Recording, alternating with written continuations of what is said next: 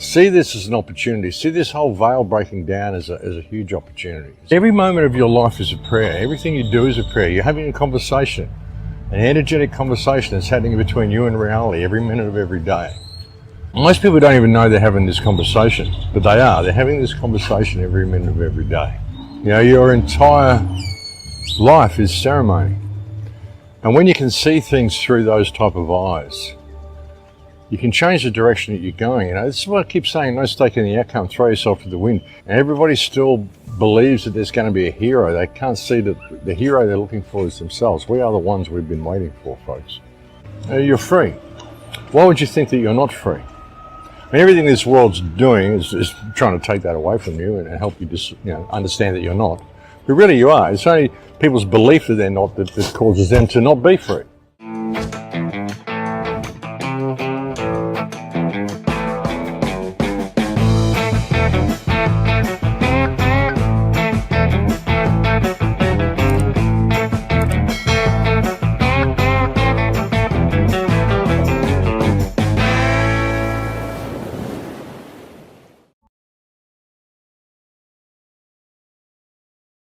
Hey, Inspired Tribe, my fellow freedom lovers, John Nolan here. Thank you so much for tuning in. Is it Wednesday?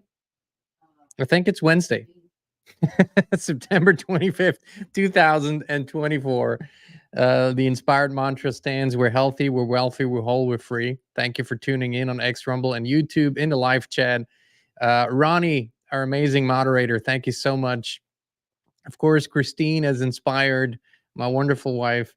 I see Odd Humor. MC is here. Welcome. Sean is here. Cynthia. Where's Wendy? Well, where's Wendy? Welcome. Raymond is here. Good to see you, brother. Then Jacek from Germany. Hallo, wie geht's dir? Who else is here today? Choice Times. Trudy, good to see you, my friend Trudy. Amy's here. And everybody else, thank you for being here. All right, a few short, and I see Jay Frog, aka Jim, a few short disclaimers, my friends. Every now and then I have to say this because, well, because of course, comments and emails that we get, and people sometimes call me irresponsible for saying certain things and that I should add all kinds of disclaimers to the things that I talk about. Let me say this.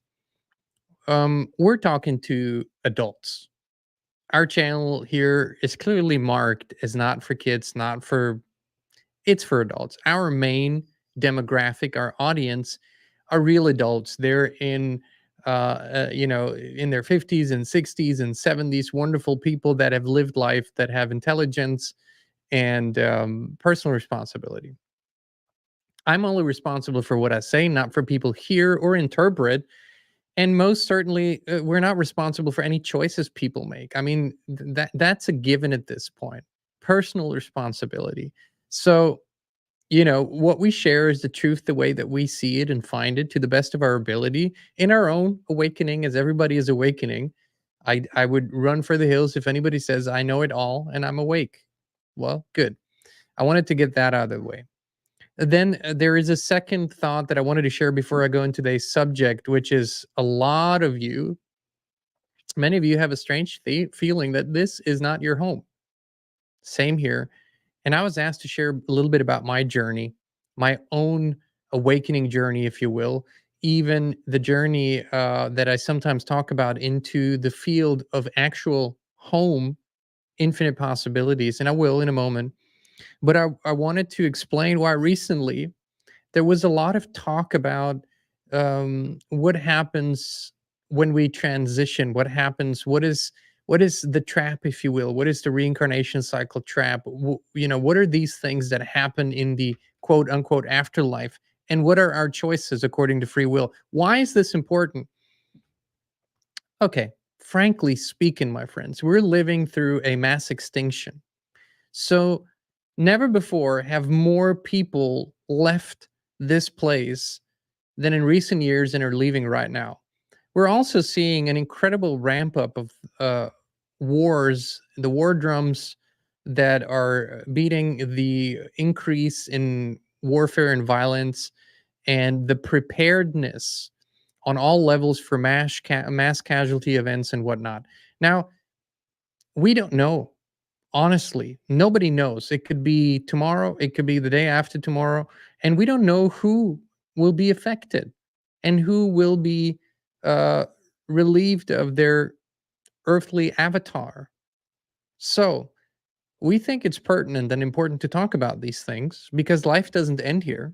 To the contrary, I think that's where life really begins. But that's putting the cart before the horse for today's show. So, I wanted to talk about the strange feeling that many people have, and they sometimes don't describe it in that way, but what they describe points to a very strange thing.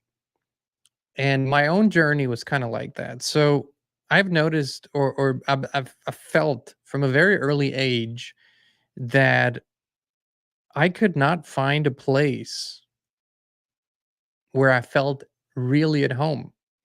I felt not at home from the very first moment that I can remember, which is oddly enough being a baby, being literally a toddler.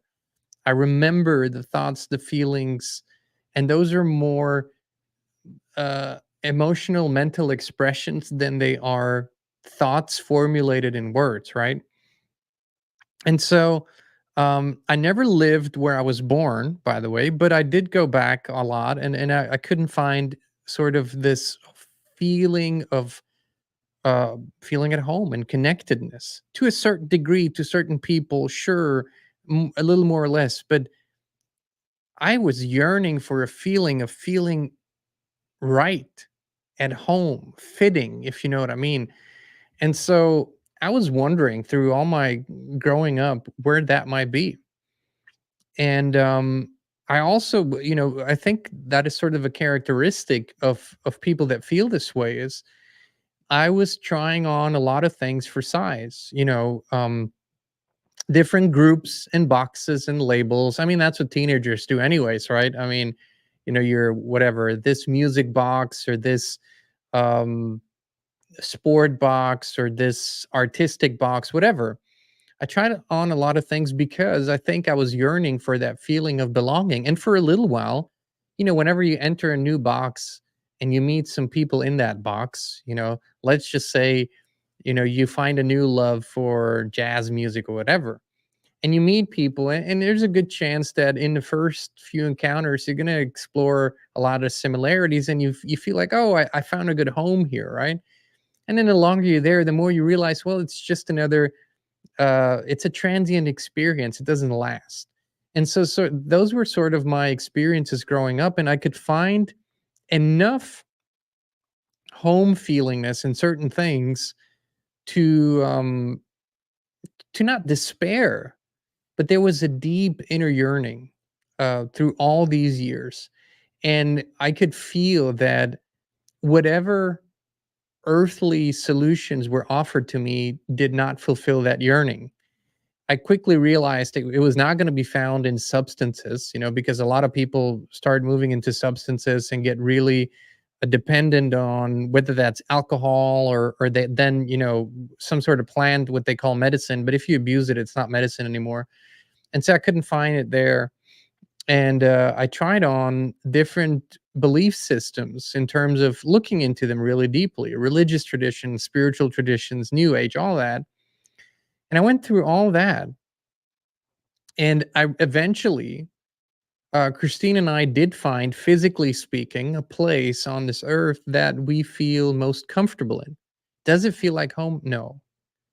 But we know now. But how do you know now that Earth might not be, and especially this, I'm talking about this heavily distorted version of it, right? The simulated version of it.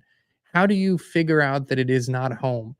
Honestly, there's only one way that I know of, and that is experiencing home. And so the first stage of my life was realizing that no external place could fully provide that. I would go to places on Earth that felt more like home and I felt more connected. And then there are other places where I felt incredibly disconnected. I don't usually go there anymore because why would I? But I quite quickly realized it was not going to be externally found. So by me just hopping on a plane and trying all kinds of continents and countries on for size, it didn't provide that feeling. But yet I had a deep inner knowing that I had to find it, because it felt like everything that my life was about, what I wanted to do to express what you might call purpose. And I'm not talking about an orchestrated plan through reincarnation. I'm talking about my own choice. And I felt that I could only find it if I did inner exploration. And I shared bits and pieces of this over the years here. But eventually, life, physical life, um, came to a standstill. It felt like checkmate. I knew it wasn't an ultimate checkmate, but it felt like um, I had exhausted all my options. I had done everything I could, but life in the physical realm didn't really work out so well. Things didn't work out the way I wanted them to. And so what had to happen now in hindsight is surrender. To what? Well, the truth is, while you're surrendering, you're not quite sure what you're surrendering to. You're just surrendering to the moment and the truth of the moment. And the truth of the moment showed me that there was no physical action I could possibly take in that moment to create the changes that I wanted. So I had to surrender into an inner journey. And that literally, that's what it felt like. It was a struggle. It was a literal struggle, a fight. It was a fight against conventions and a fight against my programming, my own programming. Thank you, Gerson. I appreciate it. It was a fight against everything the world had tried to teach me. And I had to surrender, and surrender to a path that was completely unknown to me at that time in terms of how it would unfold. There was no blueprint for that. There was no one there to hold my hand through it, because there couldn't have been anyone to hold my hand through it. Uh, this is so intimate and personal that there is no one that can guide you through that. Ultimately, that's something that you have to say yes to. And that surrender was literally closing my eyes, I was sitting on the floor, finding a position that allowed me to be comfortable enough. And I closed my eyes and I just allowed. I just allowed. I didn't have enough strength or anything in me to direct anything. I just allowed for things to unfold. And it wasn't like a bright light came and everything was okay and everything just turned out beautiful. But there was a first glimpse of going into an inner world. You might call it the world of consciousness, that hinted, this experience simply hinted that everything that I had learned in this world so far was a fraction, a minuscule fraction of what actually is there. And so I kept showing up for that. I just simply kept surrendering. I kept showing up for my inner journey, which people call meditation sometimes or whatever. It doesn't matter. The name doesn't matter. And I just kept going there because for some reason, I found a little more peace, a little more harmony, and a glimpse of home every single time that I showed up. Now, some days were almost no movement. Some days I showed up, not much happened, but I still felt like showing up. This is where the earthly, worldly programming of discipline through, being a professional athlete and those things came in really handy, because giving up just isn't an option. And so I kept showing up. And I kept showing up, like I said yesterday in the show, uh, early mornings, like 3 a.m., 3:30, 4 a.m., every single day. Winter, summer, you name it, it didn't matter. I showed up. Sometimes I had 2 hours of sleep, sometimes six, didn't matter. I showed up because I felt called to do it. Because when you can't find home, the true feeling of home, anywhere in this physical reality, well, then it must be somewhere, someplace else. And eventually, one step led to another. One morning to the next morning to the next morning. Mornings turn and days turn into weeks, weeks turn into months, months turn into years. Yes. And I can't say thank you so much for your contribution, Jacek.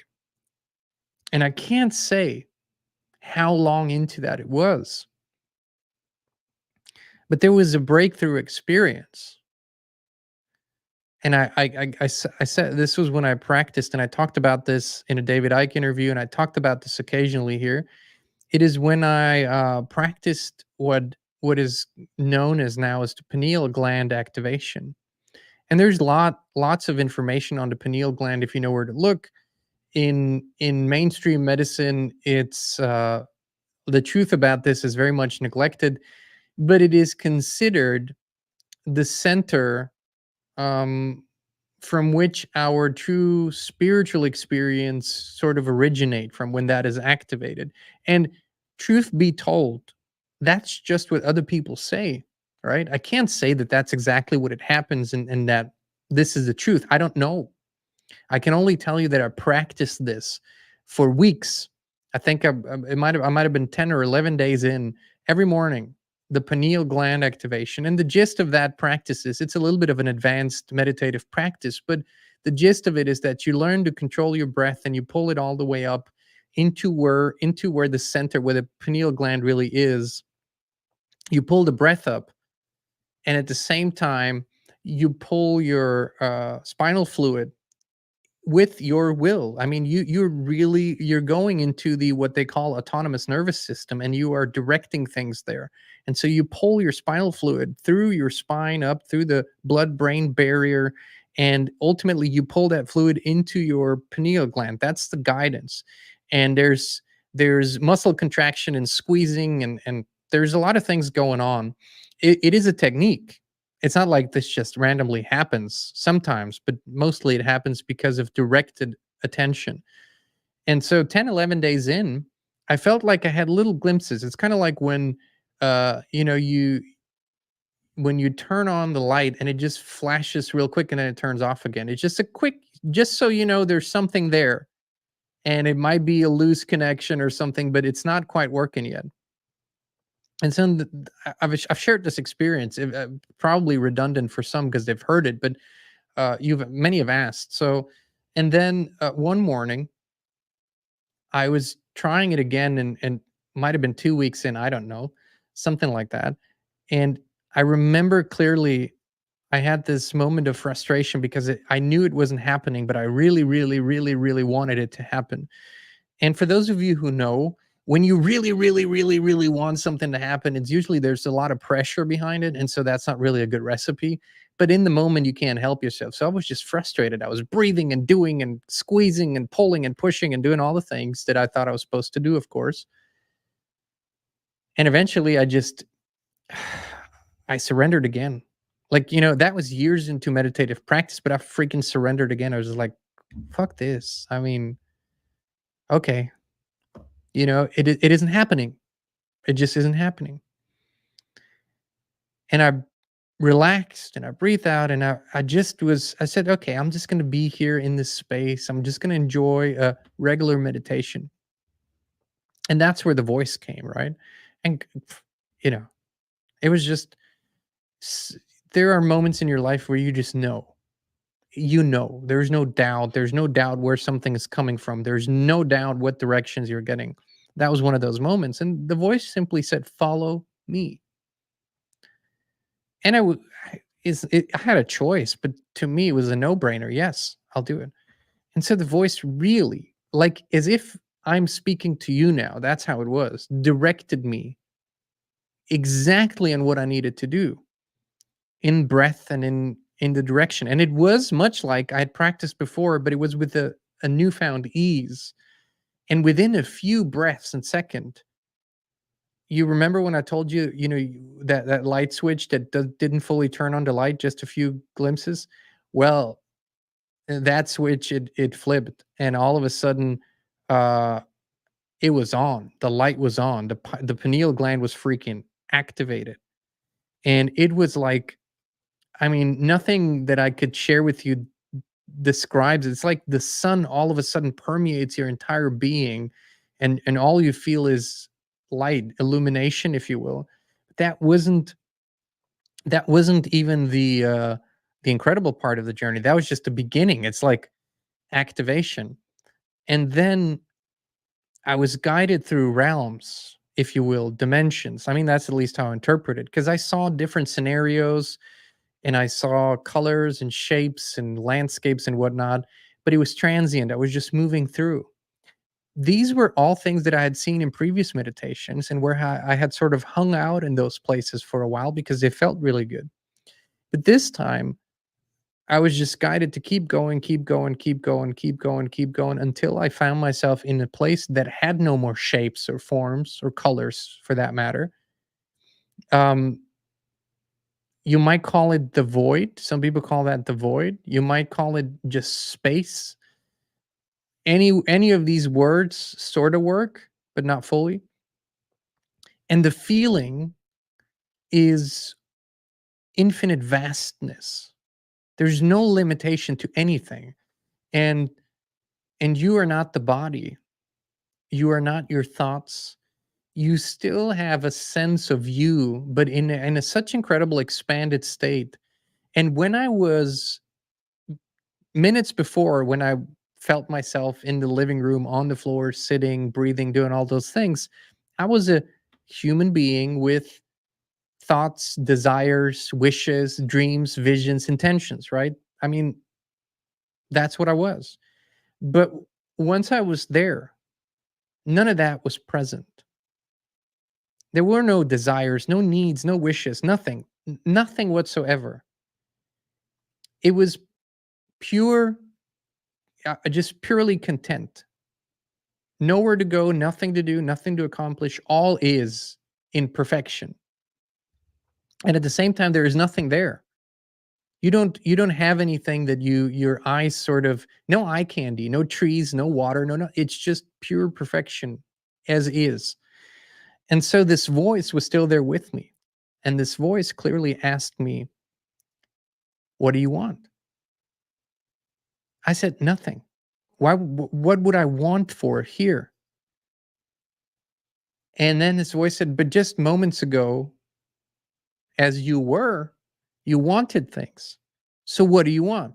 And I sort of pulled these memories from my humanness, right? I pulled them into that space, and there were things that I wanted in my human life at that point. And so in this infinite space, it was like a game that was being played. And so the voice said, "What do you want?" And I named a few small things, and it was like instantaneously, "It's done." That's what the voice kept saying to me. "It's done, done." There was no process. There was no, "Okay, here's what you need to do." There was no nothing. It was the voice just said, "It's done." And so just for the game of it, I kept naming bigger and bigger things in our human perception, right? Things that we as humans deem as huge things. I just kept naming them. And the voice said, "Done, done, done, done, done, done, done." No matter what it was, done. It's done. And it was sort of the, are you catching on yet? Are you catching on what this is? This is infinity. This is where everything originates from. And before anything else could have said, I remember feeling, this is home. My God, this is home. This is it. And in that home, everything is. You don't want for anything. You don't need anything. It's all perfectly there. I realized that all of these humans' desires that we have are, for the most part, our interpretation of, if we get that, if we experience that, if we have access to that thing, it might give us more of a home feeling, right? So these are all substitutes, representations of a vast, vast, vast, infinite feeling and experience that we all, not all of us, but many yearn for and have a weird, strange memory of. And that's why many people feel out of place, and they don't really understand how this place functions, the rules, the crazy, strange things that people do, and all the system and the structure and the sort of dense stuff that's going on, because it isn't your home. It really isn't. But, and this is what I've been saying, is unless you go on that journey, it's all just a mental masturbation thing. It's just a thought exercise. And you can do that all day long, but the experience of going into that void, if you will, that was the realest thing in all of my life here in this lifetime that I've ever experienced. That was the realest thing. Everything else compared to it, it's like a mirage. It's like a dream. This was the real thing. And so what it did for me is that I came back. I thought I had been in there maybe 15, 20 minutes. I was 2 hours that I was in there in earthly time. And when I came back and when I came into my present moment awareness for days, and I told Christine all about the experience, and for days I was in between those worlds. Like nothing could bother me. And there was enough that in my human life that was bothersome, but nothing could bother me. Nothing could throw me off kilter. It's like, this is it. And of course, this feeling, the grandness of this feeling, it slowly begins to fade because you go about your life and you do human things and you have human interactions. You do all of that. It fades. Don't get me wrong. But compared to the hundreds of or thousands of other inner experiences that I had before, or inner journeys, this one never fully left me. This one and the connection to it is with me at all times. So this never left me again. It gave me a knowing, a sense of knowing that is unbreakable and unshakable. That is the difference between all the other experiences. And it started to, it started to reassemble all the elements of my life and put them in balance and order. I mean, when I say it did, I did, but because of it, through it. And so what were those realizations? First off, the ability to discern truth becomes stronger and stronger and stronger, because that place, if you can call it a place, that is truth. That the home that I experienced, the origin, that is truth. It is truth, not a truth, not a version of truth. It is truth, pure truth. And so it doesn't mean that in my human experience I can always discern truth perfectly, but that connection gives me a great tool in my human experience to work with. It allows me, if I'm confused, if things don't seem right, to tune in a little deeper, and that connection allows me to discern truth better. That's the first thing. I also became much clearer on what I had intended exactly to do while in this human experience. As I've shared with you before, I did come here voluntarily. I made that choice, not as a part of this cycle, but as part of, there is something that needs to be done here and now, and there are quite a few of us here and now to do it together. And throughout my life, I felt this, but I couldn't find the right way to do it, if you will. It always felt like something was in the way, or something was missing, or something was not quite as it should be. After that experience, things really started to fall into place. And I had a newfound courage to overcome all those limiting worldly beliefs and perceptions and conceptions and the bullshit, and to follow that fully, to the fullest extent. All the things that you see now that you can look at and observe in terms of what Inspired is and what we do started happening after that experience. Now, why does it matter? Because even though I now know clearly, fully, and have now regained most of that memory that this is not my home, that this is just a transient experience. There's no despair here. There's no sadness about that or desperation, because it is a clear choice. It's simply what I was willing to do.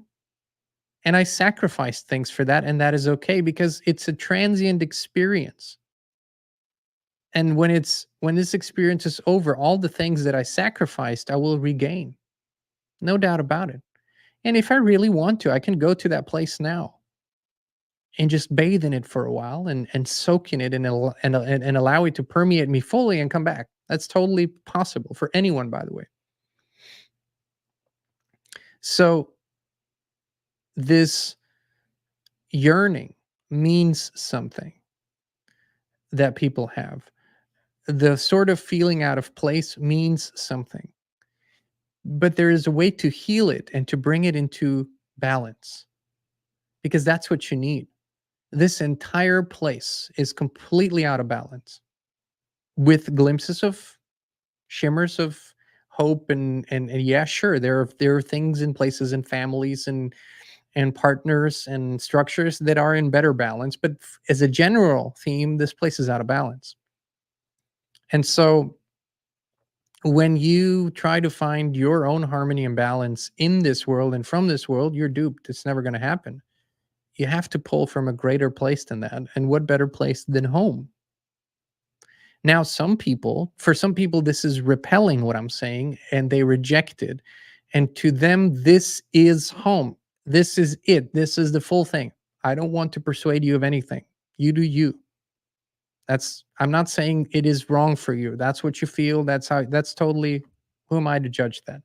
I'm talking to those who have this feeling of feeling strangely out of place. And if you haven't experienced this feeling of home for whatever reason, I would encourage you to make that something important. Like I have been saying, like that's what the higher consciousness challenge is for. A simple breathwork exercise that is a first step in that direction. And for some people, it happens. Some people do 2, 3 breathing exercises and boom, they have this incredible experience. Some people do 100 and then they have it. So what? You know, it's sort of, to me, it's sort of this self-victimization. Oh my God, I've tried these meditations, but they don't work for me and I have ADHD. Yeah, sure. I mean, you can find any excuse you want. And that's okay. That's your prerogative. Who am I to judge that? I'm just saying, if you really want something, if you really yearn and have a deep desire for an experience, it is available to you. And then with that, I found something interesting, especially after this experience. And I've since then, my return to that place, by the way, to the home place, is it's more like there is a gateway there, if you will. I've created my gateway where I can go, come back and forth as I want to. But there was another thing that I noticed, was that I had built certain ways to live my life in this human experience that are based in the truths that I found and that really work well. And a few months back, we had a dinner with a very interesting person. He's done great things and written great things and whatnot. But he said one sentence that uh, stuck with me, and I've been thinking about that for months now. We talked about sort of how people believe different things, and one person believes in this, another in that, the importance of belief systems. And he said, sort of as a off the cuff remark, he said, "Yeah, sure, you got to pick your cosmology, and then get on with it, and live life." And so he said, very matter of fact, and this is how most people live. He said, "You just got to pick your belief system." And I thought, okay, so that is literally the Matrix thing. The Matrix gives you about 1,000 different belief systems, different flavors. It's like going to an ice cream shop with all the flavors and the scoops that you could get. None of them are true. Some have more truth, some have less truth, but none of them are true. They're just belief systems. They're just programs. They're operating system to live your life by. And I thought, okay, so that's what most people do. They pick a belief system that feels good to them. How exactly does it feel good to them? Well, it feels good to the human part of them. It most certainly doesn't feel good to the eternal part of them, because the eternal part of them is only interested in one thing and one thing only, and that is truth. The eternal part does not care about human feeling good about this and changing your perception around that so you can make yourself feel better. This new age spiritual choose the better feeling thought. Yeah, that is just a game. That's just a game to make yourself believe something that isn't true. Versus the eternal part, the home part, that is only interested in truth. So that sentence, pick your cosmology, stuck with me because I thought that is literally the matrix operating system. So I thought about what is my cosmology, if you will. And I realized it is truth. I'm not saying I live by it, because we're constantly in a push and pull between the worlds, but that is my intention, right?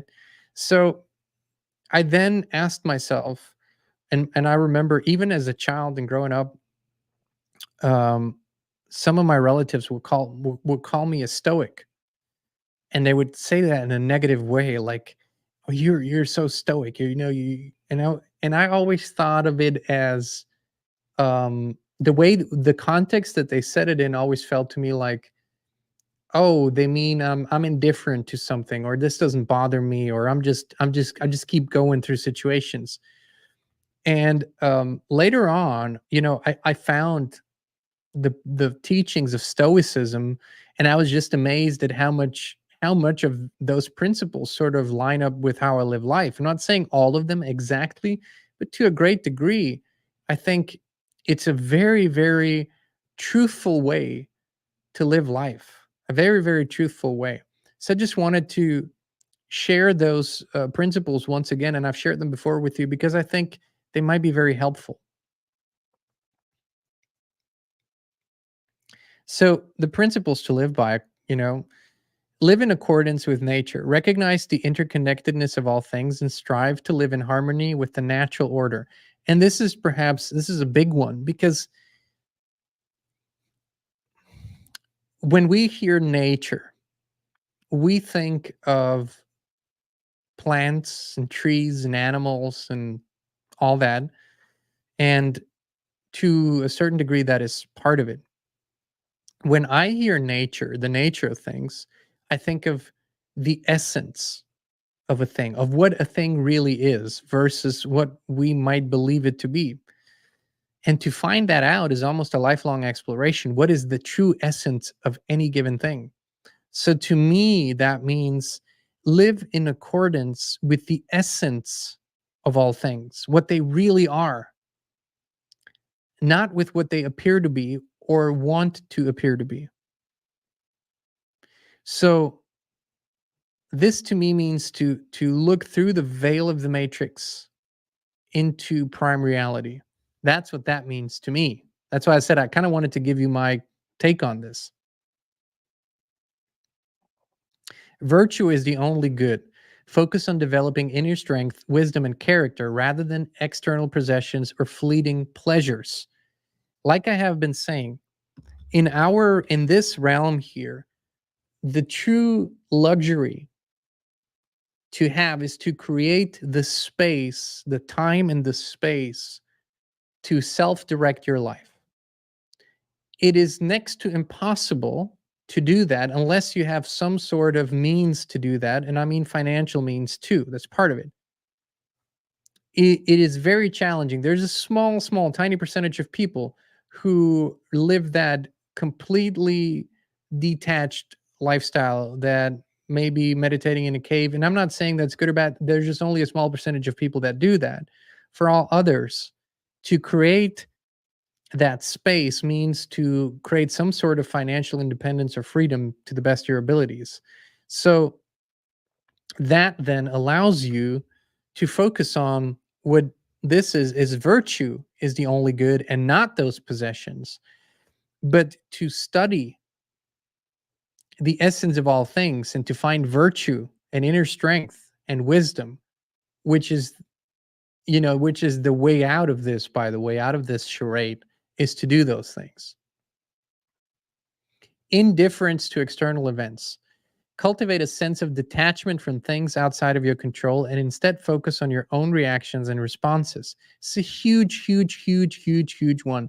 Most people live so incredibly addicted to external events, to not just simply know about external events, but to the emotional experience, to the adrenaline, to the rush, to the fight or flight.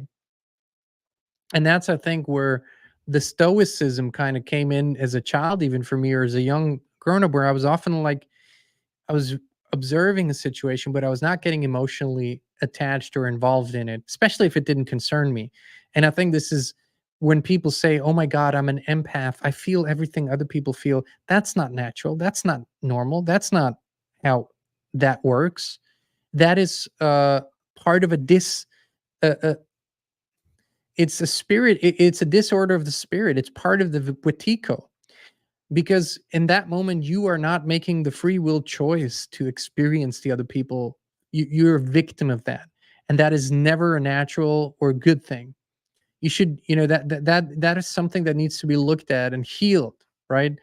Um, Also, to be able to put yourself in the shoes of someone else in order to, if you're a counselor or a coach, you have to be able to know exactly where the person that you're working with stands, to not misinterpret their words, to not take their words, because their words rarely represent where they're really at. Most people have a very limited vocabulary to describe their feelings, so you have to feel it. But that is a conscious, voluntary process. That doesn't mean you are directly affected by their feelings. It is you have the ability to observe them and the ability to interpret them properly. That's what that means. No one benefits from you going through the same pain as somebody else, and that pain has nothing to do with you. Nobody ever benefits from that. That is uh, sort of the new age spirit, part of the new age spiritual bullshit that people teach. Completely useless, doesn't help anyone, doesn't whatsoever.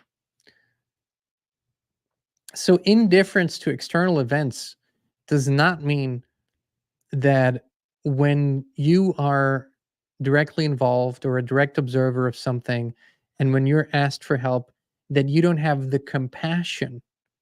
It means that you don't allow your life, your feelings, your thoughts, and your choices to be ruled by such things. That's what that means. Endurance and resilience. I mean, part of the greatest sickness in the world today is that almost nobody has that anymore. Develop the ability to withstand hardships, difficulties, and setbacks, and to bounce back from adversity. It's like this is what this matrix does. This is what it is designed to do, by the way. This matrix is designed. I mean, the vast majority of people experience those things a lot. And, there's a difference in certain parts of the world, more parts than not, that is a way of life. Poverty and all that. In other parts of the world, we have more material wealth, but we have the emotional and spiritual wetiko and the sickness that we have to deal with. Endurance and resilience are quintessential for life here in this realm. You need it. There's no way around it. There's no way around it. And you do that by practicing detachment. How to endure something. So, something that is painful for you, whether that's a painful conversation, something that somebody said that you experienced, that event lasts for a few seconds, minutes tops. The honest and real feeling that you have in that situation lasts for a few minutes tops. Your body can't sustain strong feelings for longer periods of time. After that is over, it's over. What makes it a lifelong or year-long ordeal is you, through your memory, persuading yourself over and over again that you're still feeling that feeling. You're not. Once that experience is over, it's fake, literally, but it feels real to you. And that is what we need to heal. And that is part of that detachment. Endurance and resilience are now more important than ever because we have an inner journey that is quite expansive, and the world at large is going through a chaotic and largely violent transitioning period. We need to be able to endure that, and we need to have that resilience to not get pulled down by it. Okay, so that's extremely important. Self-control and discipline. Practice self-regulation, moderation, and restraint in thought, word, and deed. So, also triggering. Most people indulge in too much in quite a few things. I mean, too much food, and especially fake food, that's a big one for a lot of people. Too much alcohol, too much substances. I mean, that's just, and that is, that is a symptom for many things, either an emotional emptiness, a pain, a past trauma. It is sometimes a clear symptom of lack of nutrition too, but it is so often a lack of self-control.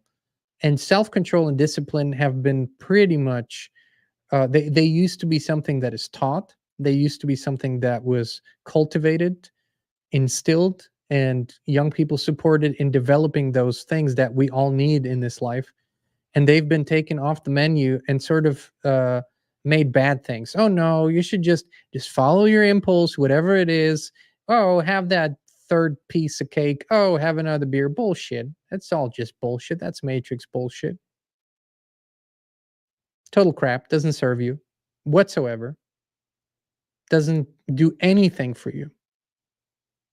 Moderation, self-control, discipline. The body, by the way, the body will give you all these impulses according to what it's taught. If the body is taught that you have 6 meals a day, for example, and 3 drinks a day, well, that's what the body expects. So the body's going to give you a feeling of you need that, you crave that. And you say, oh, I have a feeling I need that. No, that's just biochemistry. Those are actually electrical signals that the body was trained to give you. It has nothing to do with intuition. It's when people say, they start going to the gym, and I've said this many times, they start going to the gym and it feels really good. That's the honeymoon period. First week feels awesome. You feel all the happy hormones. Second week, you go, oh, I'm not feeling it today. My intuition is telling me not to go to the gym. Bullshit. It's not your intuition. It's your body just replaying the old biochemistry from what it was used to for weeks and months and years. And you have to reprogram your body to the new habits that better serve you. So it's not your intuition. In rare instances, sure, people feel the intuition, oh, I shouldn't go out of the house. I clearly have this intuition, but 99% of the time, it's just biochemistry tricking you into believing, oh, this is my feeling. No. Nobody's intuition tells them to go and eat a Big Mac every day. No one's intuition, because there's nothing even there's nothing even remotely beneficial or good in that. Okay.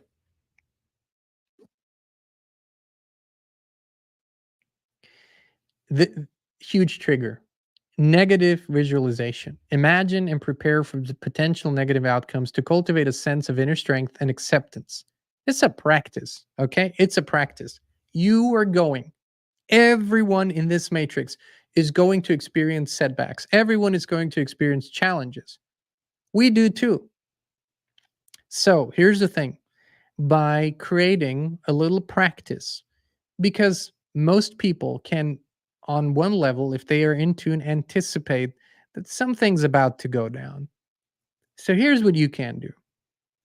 You can rather than have it linger there and be a constant presence as this little doubt or worry, you can actually go what I call through the worst case scenario practice.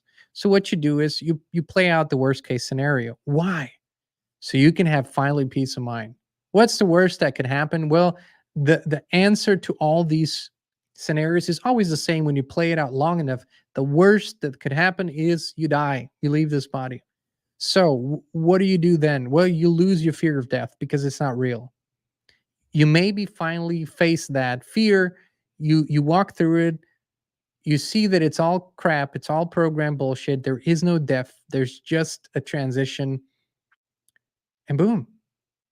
That negative visualization now has turned into a healing practice. And people only are scared of it because they see negative visualization. They go, I don't want to imagine things and I don't want to manifest bad things. Come on, be a true creator. Don't be fearful. Go through it. There's a fear there. Face it. Be the buffalo. Walk through it. It'll be very helpful. The power of choice. Recognize that you have the power to choose your thoughts, emotions, and actions and take responsibility for your decisions.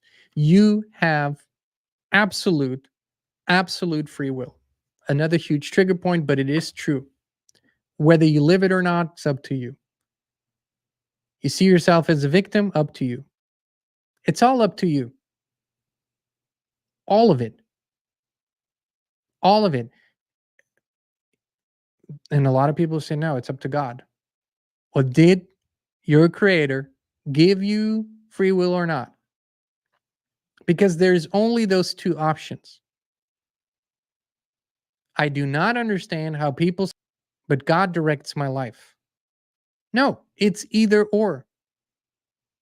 Could it be that you have free will, that you have a divine spark, and that there is a original creation intention that you can connect with? Sure. But that's free will. If some powerful entity were to go against your free will, that entity would have invalidated everything that it did before. It cannot override your free will, or you don't have it. And that's for you to figure out. I know where I stand. I know where my life is. But either you have free will or you don't. There's no such thing as being a little pregnant.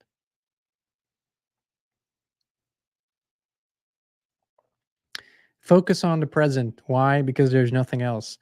Let go of regrets about the past and worries about the future and focus on the present moment. How do you let go of something? You need to heal it. You can't just say, oh, I'll push these thoughts away. You need to actually heal the thoughts, heal the emotions, heal the underlying pain. We've been talking about this so many times. A great practice.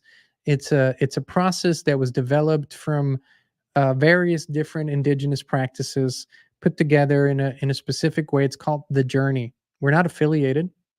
Our middle daughter is a journey practitioner, but we're not affiliated. You can find out if you want to find out about her, you go to the inspiredchannel.com, click on healing. But generally speaking, you can just go to thejourney.com. That's the website. Maybe read Brandon Bay's book. She developed this technique. It's an incredibly powerful trauma healing technique. You can't focus on the present if you have a huge weight weighing you down all the time. It's almost impossible. Willpower can do a lot, discipline can do a lot, but ultimately that pain is going to override all of that. Healing is essential, especially in connection with what we discussed. If you feel really a yearning for home, the real home, you can only get on that inner journey when healing has taken place. Cosmic perspective. Consider the fleeting nature of human existence and the vastness of the universe to cultivate a sense of humility and perspective. This one is sort of self-explanatory. If we think this is all there is, if we take ourselves and this experience too seriously, we lose the proper perspective. If we only float in the cosmos and not pay attention to anything in this realm, we've lost our balance. Balance is key. Practice inner strength. Develop inner strength and resilience through meditation, reflection, and self-examination to navigate life's challenges with wisdom and equanimity.